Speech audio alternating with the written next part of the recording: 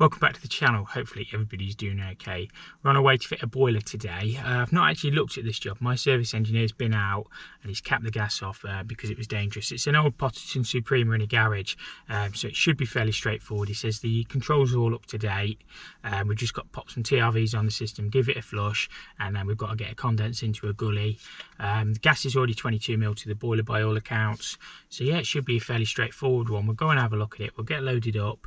And yeah, hopefully it goes okay. I say, if we don't quite get it done today, we can always finish it tomorrow. It just depends how dirty the system is on jobs like this. I think it's 10mm microbore, so I tend to just do a magna cleanse on these rather than a full power flush, because I've had issues in the past where I've power flushed it and then it's caused more issues. But yeah, we'll go to site, have a look at it, and we'll get it sorted. First off, we'll just get this header tank bunged off. There's no valve on the feed that I can see. It's a weird pipe, isn't it? Some sort of poly pipe with weird fittings. Yeah, so that's got the feed isolated so we can get the boiler drained. So I've just put my dust sheets down. It is in a garage, but it's quite decent carpet. And this is the boiler, so I just need to get flow and return labelled up. We need to do a tightness test on the gas for a start, and basically get this one off the wall. Flue will go back through the same hole. There's literally a drain just on the outside there. It shouldn't be too bad. Electrics, what we got on that, it's already been isolated. Got a frost stat and a pipe stat on it. So just need to work out flow and return, and the filter will go on the return. So yeah, it shouldn't be too bad. They are labelled on these Supremas, so flow's on the left, return is on the right. So we'll label them on the ceiling. To be honest, they don't cross over anyway, so we'll figure it out, won't we? Drain off tap on there, whether that works or not is a different question. Are you going to work? Are you going to work? 50-50. Yeah, it's working. Superb. Always makes life a bit easier. Get all that stripped off as well. Oh, somebody's written return on the pipe there as well. Look.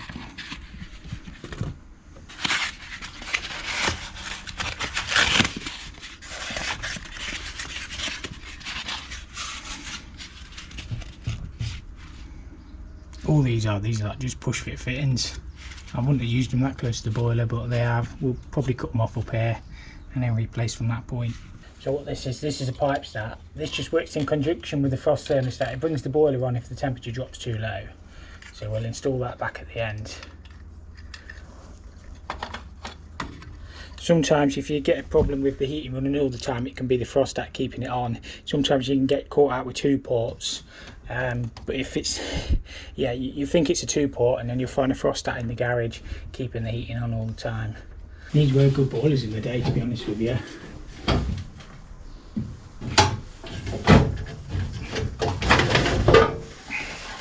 I mean, I used to have one of these. PCBs used to go on a lot.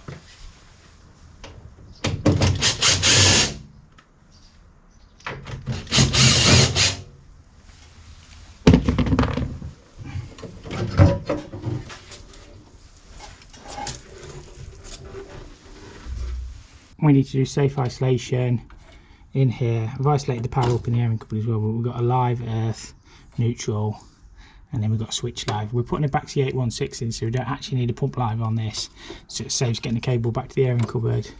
The gas meter is just on the other side there, so it comes up 22mm and then just drops back down here in 22mm. So yeah, be ample. It's only a 16kW boiler going in, so I can't see that being an issue with the pipe size in. That's fine. So I've got the gas isolated. I've just done a tightness test. We'll do one at the end as well, and we'll get this gas disconnected. Always do a let by tightness before you crack the gas carcass, just in case you've got an existing leak.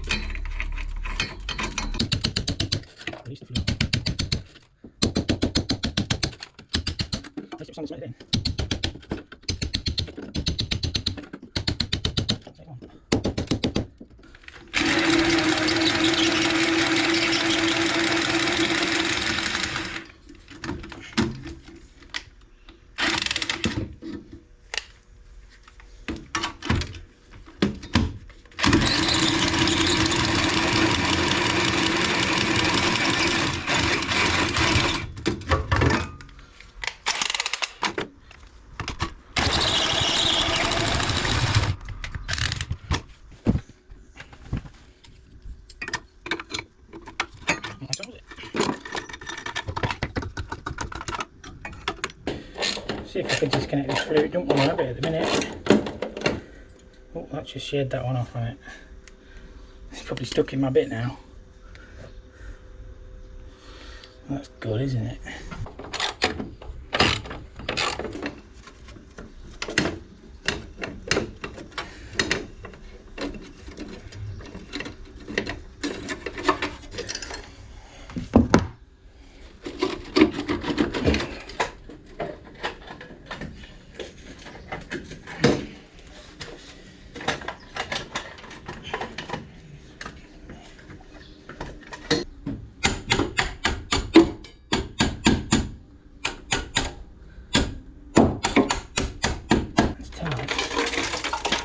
I think the boiler will lift off at that. I just wanted to tap it past them brackets and I can tap the flue through from the other side then. It's tight, I think it's just sand and cement it in. Let's get the boiler lifted off.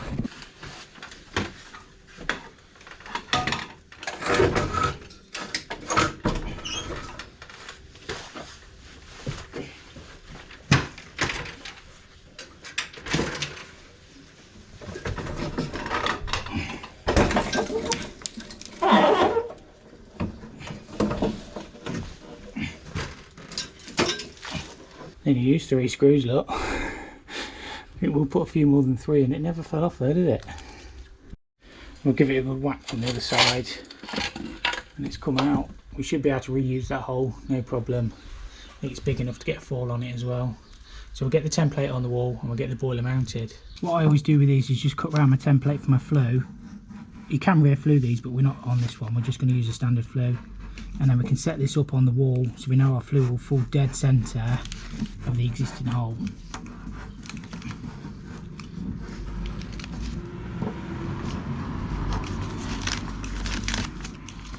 So we'll set that up with the wall. I know we're going to want to be there, don't we? What I'll do, just mark one hole, then we can level the bracket up and then we'll get the rest of them fixed in. But we know there shouldn't be any cables there or anything like that behind. If it was plastered, you've got to watch for cables. With this one we're absolutely fine.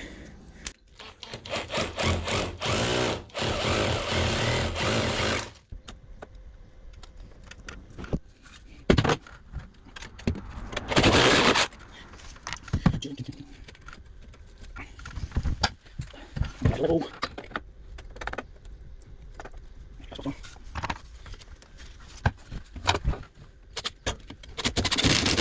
So we just need to get the rest of this bracket secured to the wall and we can get the boiler dropped on then.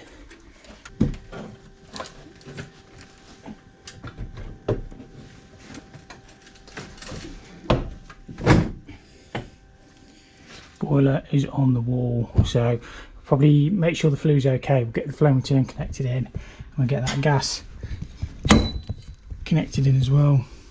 So we've got return, flow, this needs a filter on it, connecting to that pipe, and the flow will just come straight down. That little bracket there just secures the boiler, so you just need to tighten them 2 screws up.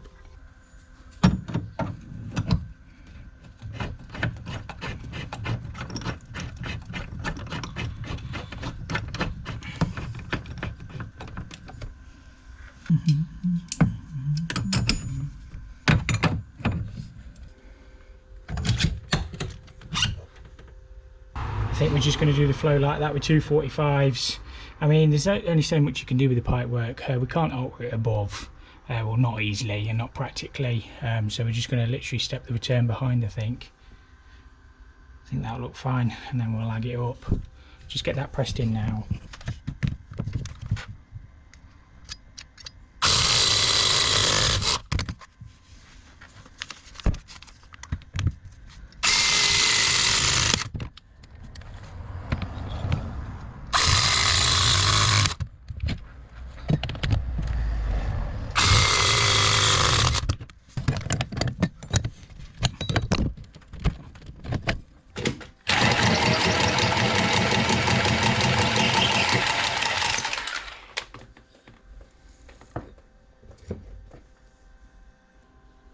I've got the flow and return connected to the boiler. I've just got the pipe thermostat to put back on, but I'm probably going to get the gas done next. We'll solder the gas. I didn't actually pick up any press fittings, but we should be able to just put a pulled bend across and then in, I think.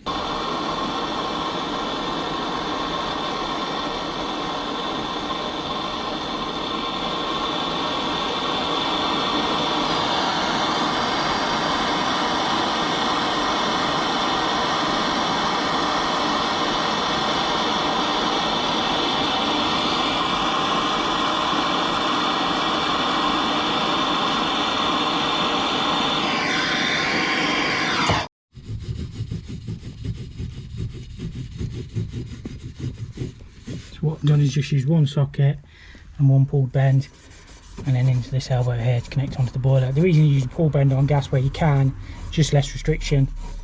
This will be absolutely fine with the gas run. Just shine it up a bit. I've pre-assembled that piece of the flue and I've already greased that up, so that should just pop in on this one. Just go outside, make sure we have cut it to the right length. Hopefully we have. And I just need to sand and cement back round there on the inside and the outside. That'll be perfect. So again, just sand and cement and the collar will go on. We can pick that flue up a little bit as well. We've got a little bit of play.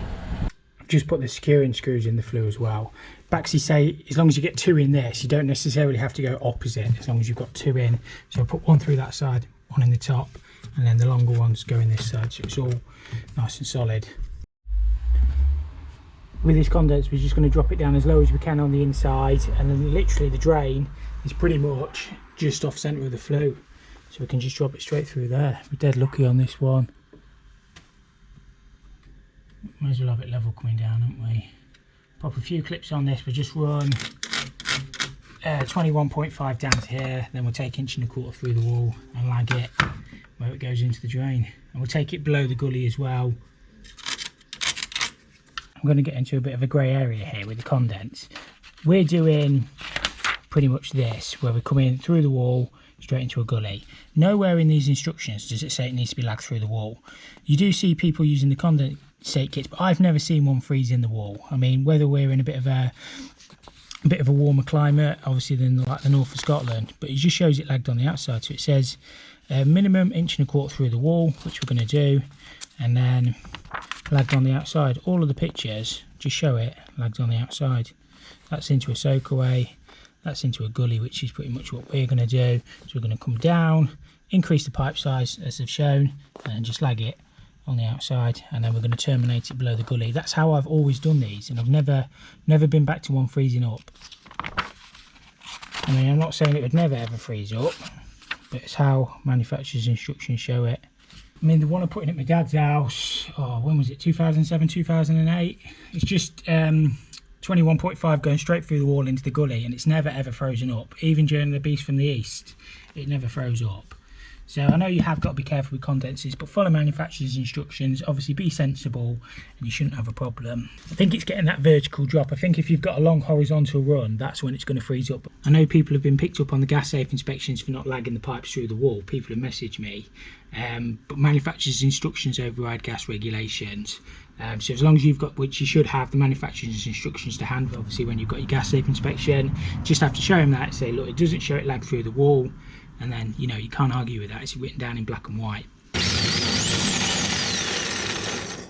You get a nice fall on this as well where it goes through.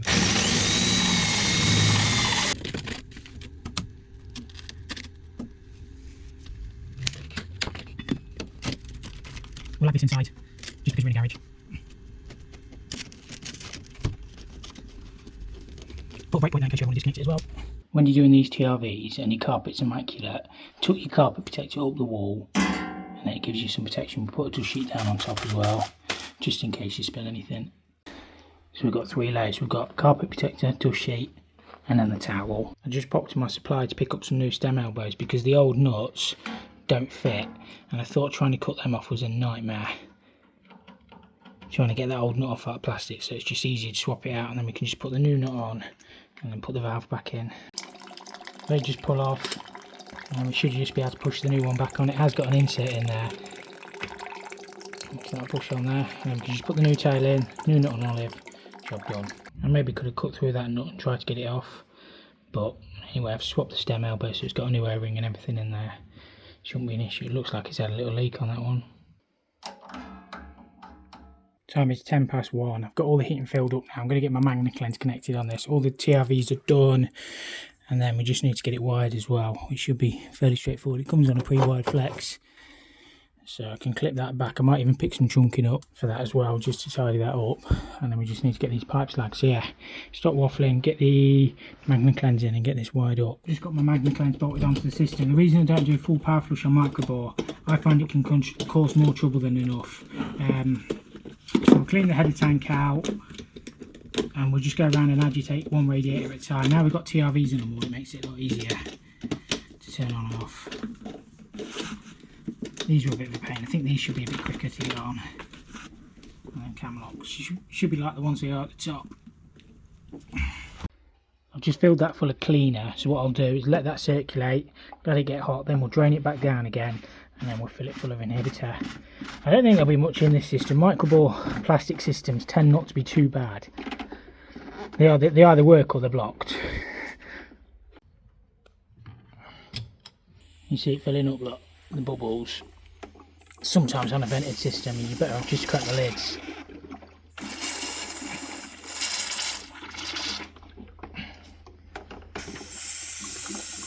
Probably don't do that on pressurised, but quicker to bleed it like that. I've just fired it up, so I need to do all my safety checks on this boiler yet. Inlet pressure and stuff, Flue gas analyzer. I'll make sure we've got flow and return the right way around for a start, which we have. It's always a good start. So when the return gets hot, it won't be the first time. The old boiler was labelled up wrong, but that one's fine. So yeah, I've got a bit to do on this now. I had to pick up a bit of air, but it's getting hot at the bottom. So you just need to bleed that one. What I do is go around, turn them all off, apart from one, and just let it flush through. Agitate the radiators. You have got to be a little bit careful because some of these are just plasterboard walls. So just give them a tap. See, it's all microbore, so I don't like flushing them like with the power flusher because you can end up blocking it. I'm up and down like a yo-yo, just keep banging the radiators. All of the radiators are heated up for a start anyway, which is always a good sign with a microbore system, but the hoses are pretty much the same. While it's been flushing out, just like my pipework, sealed around the flue inside and out, but that's looking pretty clear now on that one, so I'll open up the next one and just keep repeating. Just gone 4 o'clock. I'm happy that all the radiators seem fairly clean, so I'm going to drain this back down now and get some inhibitor in. I might not film too much more just because I'm running out of time a little bit today, but all the boilers commissioned. I've done the commissioning, checked inlet pressure, done my analyzer, pipes are all lagged, heating's all flushed, pretty much done. As always, thank you so much for watching. If you enjoyed it, hit the like button. If you didn't, hit the dislike. We'll catch you all next time.